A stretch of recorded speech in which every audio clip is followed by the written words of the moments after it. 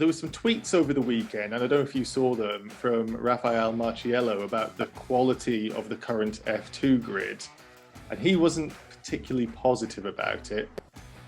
You've raced against quite a few of the drivers on the 2022 Formula 2 grid. How do you view it? Because it's not potentially the strongest lineup, but it's not a weak lineup at all, I don't think, in Formula 2. How about you? Yeah, well, if I'm not wrong, the tweets he wrote was they were, he was talking also about something like that some of the drivers raced against him, I think. He did, yeah. That some drivers are there since long time, but yeah, actually now I don't remember who was there when he was driving. When we were looking, most people were looking, I think it was just Ralph Boschung that ended up being the sole driver that he would have actually contested against. Yeah, might be, yeah. Yeah, anyway, moving on from this, yeah, it's, you know, it's, I mean, when you don't look at it so closely, it's tough to say the level of the drivers, but I think what I can say is that, as it's always been the case in F3 or GP3 and F2 or GP2 anyway, there are drivers that adapt better to one car, and that some drivers adapt worse to that car. You know, what I mean is, like, just look at Callan Williams that you just mentioned. In F2, he's doing much better results than he did in F3. May correct me if I'm wrong, but I mean, he's always in the top 10. I mean, as far as I saw it, he was always in the front.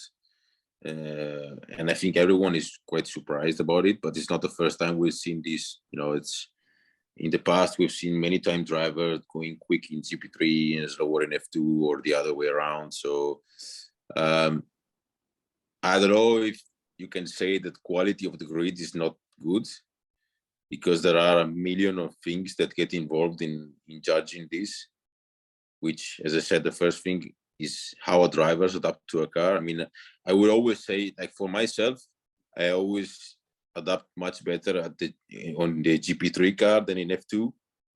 And the pace I could keep in GP3, I could keep it much easier than in F2, you know. But I think that's really a driver-related thing, and that doesn't necessarily make a driver bad or good, you know. It's just, and everyone has his own way of driving, and anyone has his own way of, you know, making a car go fast. You know, it's like any car could suit a driver or not at all. I mean, just now that we talk about Raffaele himself, he's probably the quickest GT3 driver right now.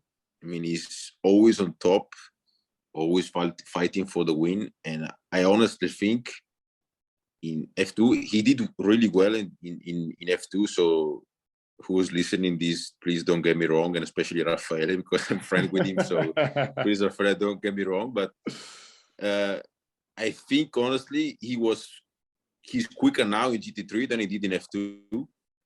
Because sometimes he's really, like, really fast, much faster even than the P2 guy, you know. So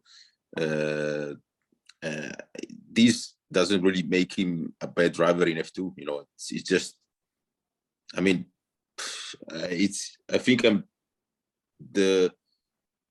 what I'm saying right now is really coming to a delicate, like, kind of things, you know. I don't really want to say too much, but I understand what you're saying, because from what you sounds like you're saying, and correct me if I'm wrong, please, is that you're saying some drivers just find their level, be it in a different series, or as we've seen with Felipe Drugovich just last weekend, he's gone back to a team at MP where he's taken victories, didn't win at Virtuosi all last year, and he's already won this year. Things like that can have an impact. That's what it sounded like you're saying. Exactly. I mean, it's always been like that in any series in the world, and I think especially in a championship that's so tough to drive the car well enough, especially like in the races to manage the tires well and everything. It's really so simple to make a small difference and to make a driver look like stupid just by setup of the car being a little bit different than the other one. I mean, Drugovich for sure was not slow last year, but he never dominated as he did this weekend in Jeddah. And if you think about it, Virtuosi should be the better team, you know, should be, I'm saying, because MP can always improve, and for sure, I'm sure they improved a lot. But I mean, if you think about the history, then you say, okay, Virtuosi, he should have won much easier with Virtuosi, but it's actually not. And also you have to count the pressure, because you go to a top team and you know you have to perform. It's kind of the same thing that is happening with Bottas right now at Alpha. Look at how good he's doing. Probably because just he hasn't got the pressure anymore. But it's always been like that, you know. It's always been the case, not only in motorsport, but in any sports. You know, when you go do something that you like with no pressure, you always perform better than when you have, you know, a goal in your mind that, you know, that when you know you have to do something to like you have to deliver, because like winning is the only thing you can do, you have no other choices, then it's tough to actually do it. And most of the time you make a lot of mistakes, and you know, it's a really big thing, you know. It's not just, you know, your ability to drive. There's the team. There's also not the team in a technical side, but there is also the team meant on like a relationship side, because at the end, if you fit well inside the team, it makes a big difference.